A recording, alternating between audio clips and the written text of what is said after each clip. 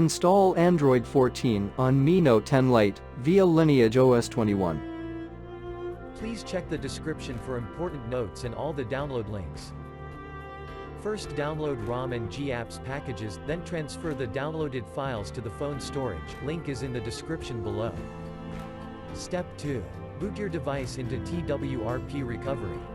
Once in TWRP, click on Wipe, Advanced Wipe, and select the check boxes, as shown in the image, excluding internal storage. Step 4.